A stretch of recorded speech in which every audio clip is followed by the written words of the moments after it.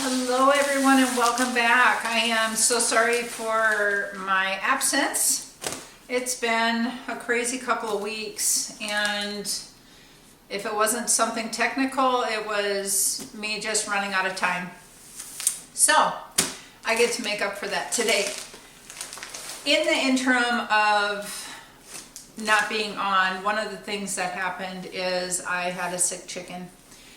You know how much I love my girls. I ended up having to put one of them down, and that was quite difficult. It was the first time I ever had to do that. I did it as humanely as possible. But we were worried when she got sick that there was something wrong with her and that it could disrupt the whole flock.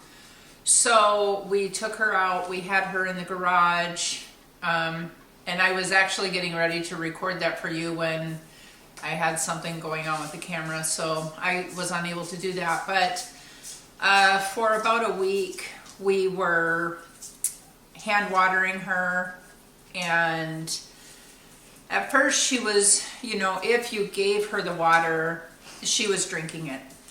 She'd put her beak in there. And then after that, it went to having to do it with the eyedropper. It is most important with chickens that they get water, even if they're not eating. We tried to get her to eat, and there was no desire for her. She did not want to eat at all, and she was just going downhill and suffering. So I had to make that judgment call, and as difficult as that was, I know it was the best thing for her. And we also made the decision that just to be on the safe side, we are going to do a total clean out of the run and put some stuff in there for anything for mites, lice, fleas, anything that could be affecting them at all. Because our eggs, as they're all acting fine, are lighter for some reason. So it could be the change in weather, we're not sure. So just to start off, we are going to go out and we're going to clean the run, we're going to clean out the coop, we're going to clean under the coop, we're going to spray some stuff that's safe for chickens on them, just to make sure if there are any mite issues, that's taken care of. And one of the reasons I was worried about that was when she was sick and I was holding her and trying to water her, I just felt itchy afterwards, and it just could have been me. But I was, I just felt that way. So I'm like, well, just to be on the safe side, it's better to be safe than sorry. So we ordered this Primo poultry spray, and you can actually spray it on the chickens. They say it's best to do it at night when they're, calmer. But I don't want them going to bed with it being cooler weather, not being dry, because they don't like being wet and cold. So I'm going to spray each one of them and then let them run out while I am cleaning out the coop. And then we had also bought this stuff here. It's indoor-outdoor insect concentrate. We are not going to use this after reading all the instructions on it. It would not be a good thing to use in a coop, around animals, anything like that. I'd say if you wanted to do it for barriers or whatever, that would be fine. So we went with this natural peppermint powder dyed tenacious earth. We are going to put this in after we clean everything out. And then we also got this spray to spray because we can't remove everything. We've got sand, very deep in there for them to do dust baths in. And dust baths are supposed to keep them from getting mites or anything like that. You always want a place for them to be able to do dust baths. And they do have that. So like I said, that might not be the issue, but we are just going to play it safe and get everything cleaned out. So I'm taking about the first, 3 or 4 inches out from under the coop, and then we're going to spray this in there, and this will kill any kind of pesticide or parasites, anything like that that's in there that may be affecting them. So we're going to get everything cleaned out, spray with this, and then I'll put the diatomaceous earth in there also, and that'll take care of anything else. And these things are safe for chickens and poultry and animals and your pets and all of that. So we're going to use those two. And then I bought a whole new thing of hemp, and the hemp is what I use in the coop. Tom had got me cedar shavings right here, and there's controversy with cedar shavings because of the odor that cedar gives off, that it may not be good for chickens.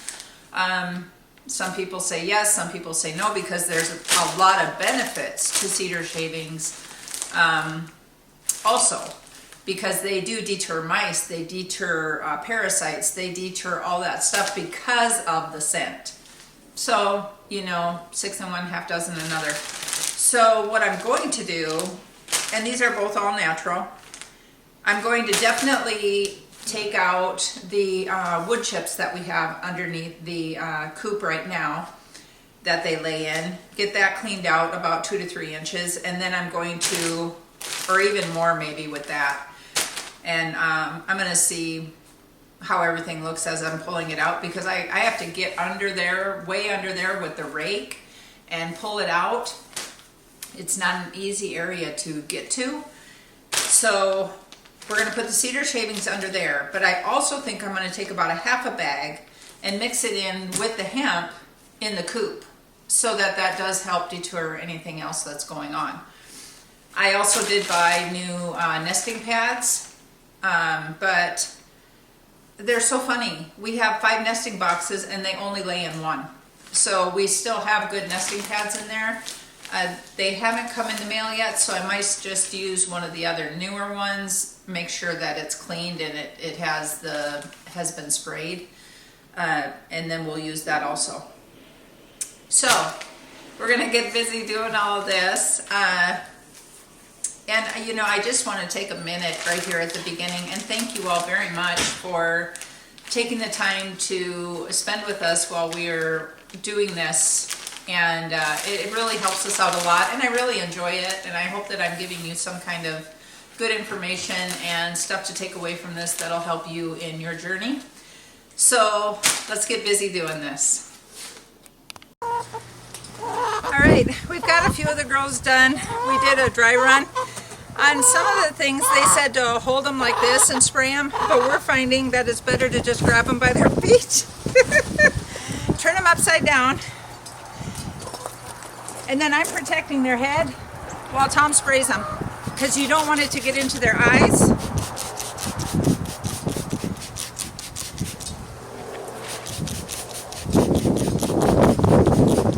And then make sure you do their feet. And then let them be. That keeps them a little bit calmer than flopping everywhere. Let me see. Let me see. Yeah, it's okay. It's okay. There you go. Okay. Oh, hold on. All right.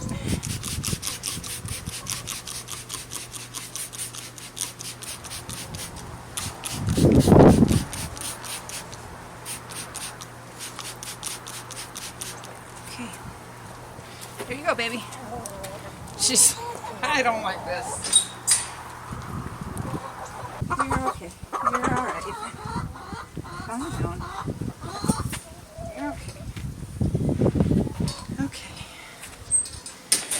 Yeah, you're okay. All right.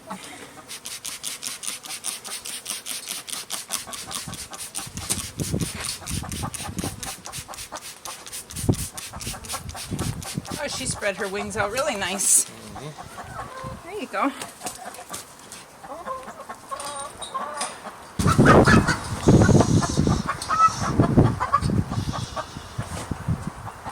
You're okay, Big Mama. You're okay. You're all right. This is Big Mama. Okay, you ready? Okay. All right.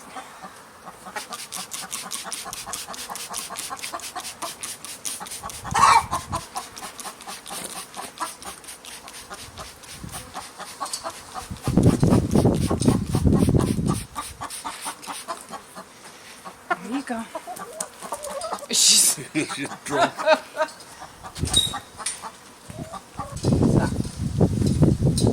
Last one. I think so. Okay. You're all right. You're okay. All right. Gonna rise? Yeah. Okay.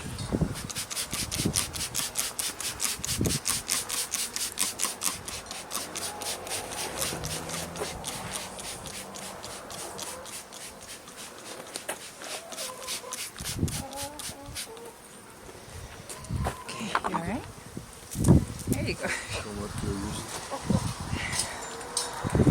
Okay, this is the Primo poultry spray that we were using on them.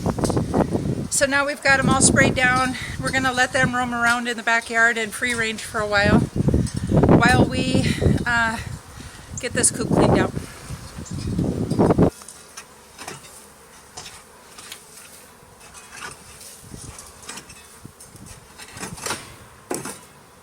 You're not taking it all, are you? That should be all we need to take out of there. Okay, that's about 3 inches that we took out of there. Okay, so now we've got about 3 inches of the sand and the wood chips out, and I have sprinkled the diatomaceous earth all around in here. I didn't put it too thick. Now we're going to clean off all these cobwebs because this is where the tarp was. We're going to get this cleaned off, and then Tom's going to come through and he's going to spray that spray also, and then we'll layer with the new wood chips.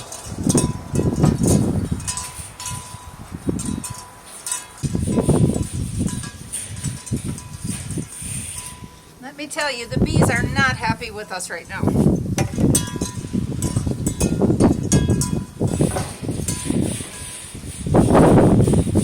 We're just getting everybody upset. So we need to get the bees out of there before I do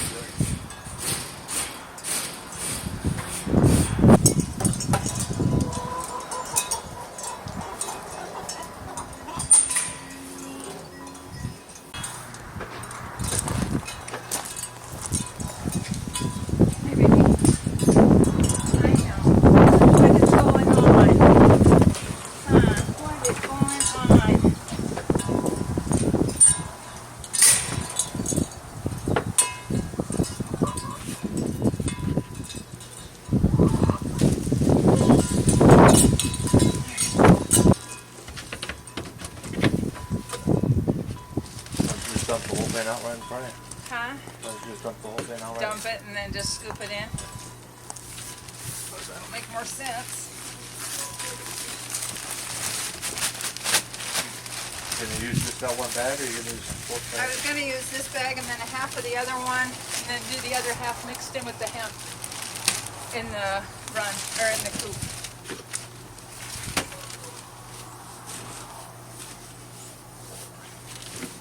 You're gonna put some. Once you put that in there, you're gonna put some DT in there. I already put the DT in. I don't want it too close to where it could affect them. Well, that's where you want It's them. not supposed to, but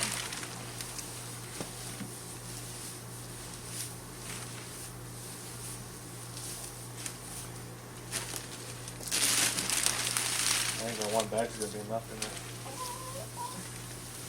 You know what? might be.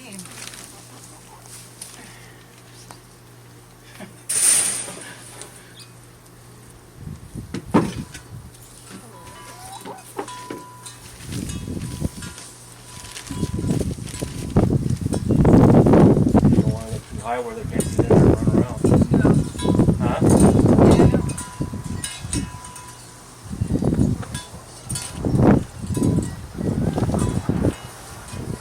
I'm not gonna get too picky about how I put it in here because they're gonna come in here and scratch the heck out of it. Use what's left right there in the bedding, or the sand. So what? Use what's left right there in the sand. So that run in there, under there? Right here? Underneath there. What about it? Is there enough room for them? Well, look, I think there's plenty.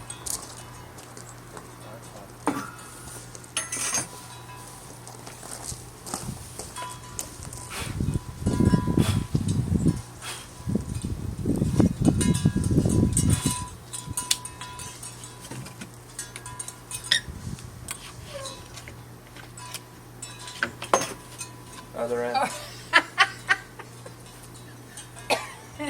That might help, huh?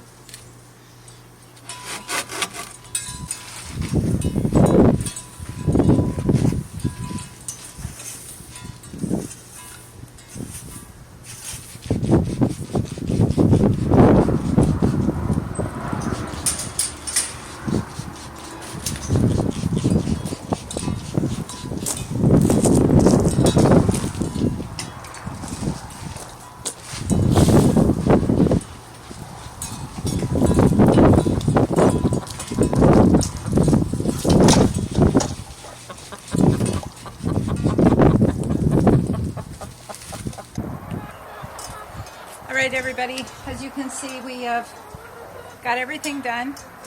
We even, all that dust, we even cleaned out the food boxes, and we're going to put completely fresh food in there. Right now we are letting them dry because these things here, if you got these from, where did we get these, Tom? Over Easy. They're awesome. They hold up to 50 pounds of food. But what can happen, if this gets wet, it creates mildew and mold in your food. We learned that a long time ago. And there's screws here, so you just disassemble the whole thing and then let it sit to dry for a while. Then you won't have that problem. We changed out all of their water, changed out the big one, because that's got that clear cover on it, so it tends to get algae in it. We put the cedar underneath the coop. We ended up only using 1 block of that. We didn't want it getting too high for them, so they can do dust baths under there with the cedar. And then we clean this out. So they're having fun in there right now, just checking everything out. Tom got it all sprayed down, so hopefully that'll take care of any problems that were going on. And I'll give you a little close-up of what they're doing inside.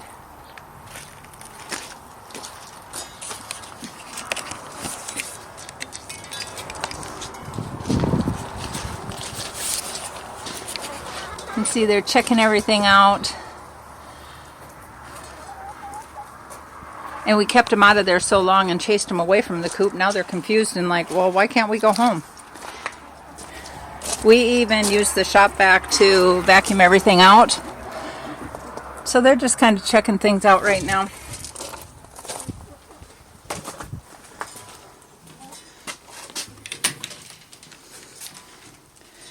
We've got the inside all cleaned out. All brand new hemp in here. We sprayed everything. We sprayed the roosting, the nesting boxes, top to bottom. And we got in here with the shop vac and cleaned out any cobwebs, anything that we could see.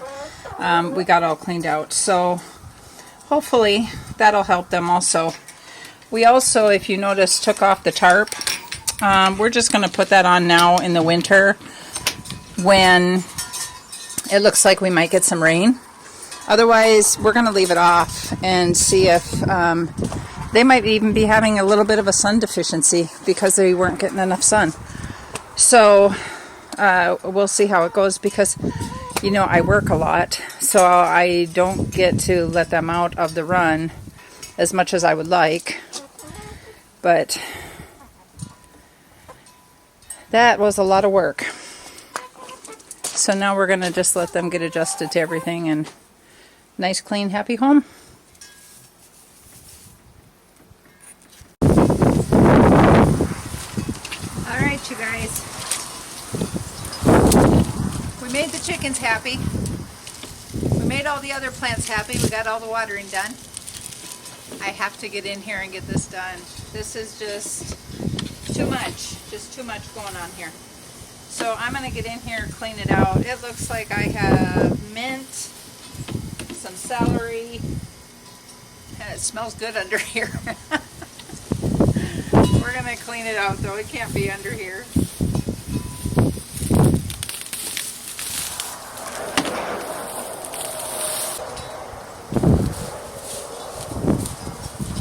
And oh, so many weeds.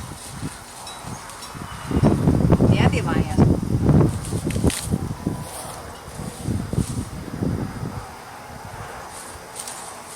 Some will be back. I can't get all the root.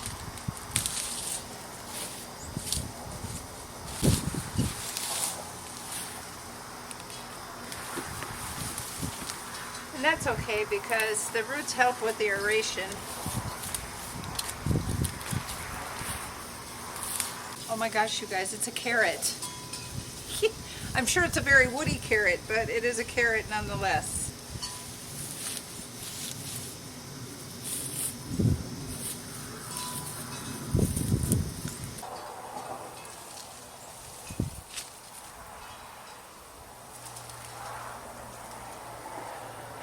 This is mint.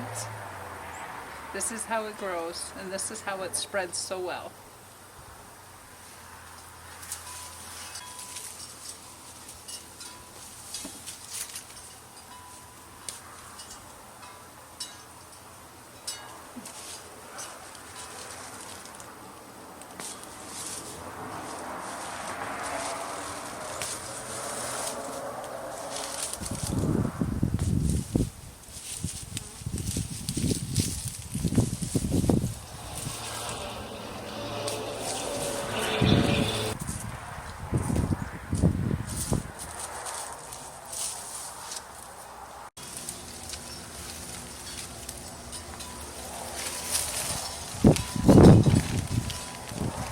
Okay, now that we got all the weeds out, we're going to mulch. We've got some strawberries under here. They've got little babies on them.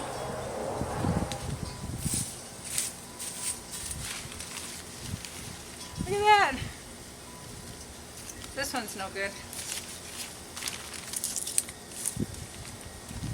Got some runners. A couple strawberries to try later, after I wash them.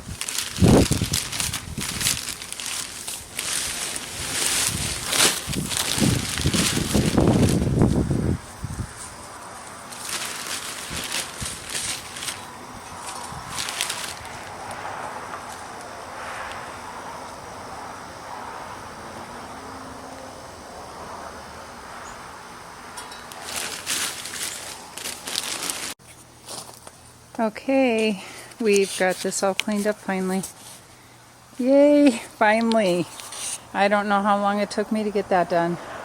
My next project is going to be taking care of the okra plant. It is very overgrown and something's been eaten on the leaves of that too. I do still want to make a dish with that, but that is going to have to be next weekend. So let me show you a couple other things that we have going on that we started with you the last time. Right now we're watering some trees. Some of our fruit trees are starting to go into dormancy,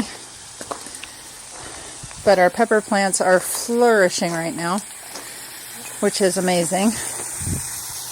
You can just see all of the babies and the buds, flowers. And our Roselle hibiscus is going crazy. I've already done 2 cuttings off of it. It's due for another one. I need to get out here and pick again. And our broccoli is starting to, well, all of our brassicas that we planted are starting to take hold. We planted them here. I don't have covers over that one, but I did put tulle over all of the other ones, because something's eating everything. But we just got done watering, so our lemon trees are starting to, or our lemons are starting to turn. Your fruit trees, or your fruit will start turning when the weather starts getting colder. But here's some of our brassicas back here. That one back there is doing really good. But that's, I don't know if you could see that, that's covered in black tulle. These are the newest peppers that Tom just put out. You can see all the babies on these. Oh my gosh, look at this one here. It's just covered. Covered. And then here's some more of our brassicas here that we planted together. And here, I just have the tool pulled aside right now. While we were outside getting that tree all cleaned up underneath, Tom was in here trying a pepper. He tried an apocalypse scorpion, said it was really hot. He's going to be doing a video on that. And I just wanted to pop in one more time and show you the last time that we were out in the garden together. I had been picking some roselle hibiscus, and these ones are all dried. I just dry them on the table instead of in the dehydrator, and those are ready to put in a jar. I've already got a half of a quart full, and I've got more that I need to get done out there. The other thing that we had done was brought in a pomegranate that had fallen off of the tree when I was trying to net that. I don't know if I got that video out to you guys or not. I need to check that. But I was showing you about the roselle and about the pomegranates, and the birds are getting into our pomegranates. So I put these nets over all of them, and this one fell off. So I wanted to see if a pomegranate would ripen on a table after it was picked. And my answer to that would have to be no, because it's starting to get soft. Within a week or so, if you leave them on the counter, they start getting soft. And as you can see, they've reddened up a little bit, but they're definitely not ripe. No, they're not there yet. I can't wait till they are, because they're already really juicy. But these are not ripe yet. So then he has a pepper that he picked. We've got a lot of them that we have to get in the dehydrator for our super hot mix. But look at that one there. Ooh, what is this one, Tom? Oh, this is a habanero. Isn't that beautiful? So we got a lot more of those coming out. Here in the next month or so, we should be getting a really big harvest of peppers. But for now, between the chicken coop and getting that done and getting up and working this morning, I'm pretty well done for the day. Thank you so much for coming along with us today, and we will see you on the next video.